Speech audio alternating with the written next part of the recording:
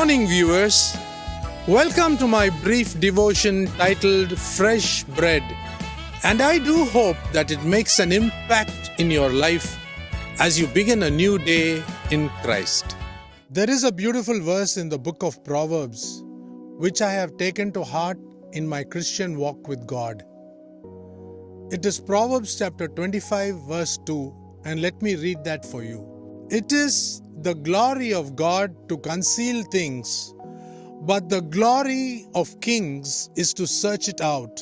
In simple words, God hides many things in His Word, and He expects all human beings, even kings, to search it out.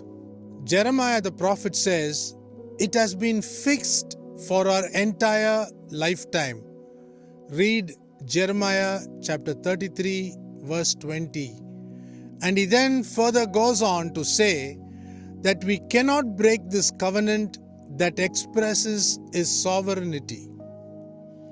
As the Bible verse teaches us, day and night will appear every other day, and no man or angel or devil can change it. Men and women in recent times have changed the way they live.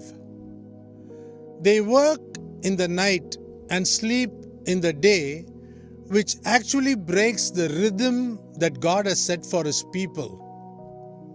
What is the reason this covenant is broken by mankind? It is because of eating from the tree of the knowledge of good and evil. Man has changed everything, including all the times and seasons, for his own benefit because of knowledge.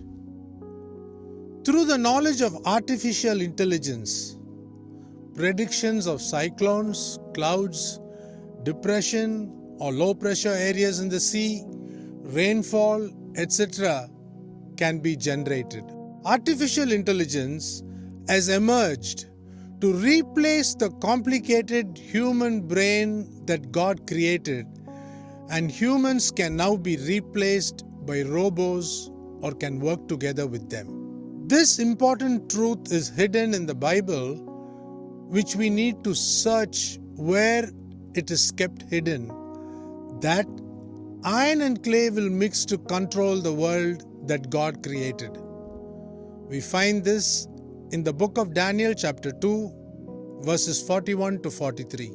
Remember, it was God's plan to separate and keep the tree of life from the tree of the knowledge of good and evil.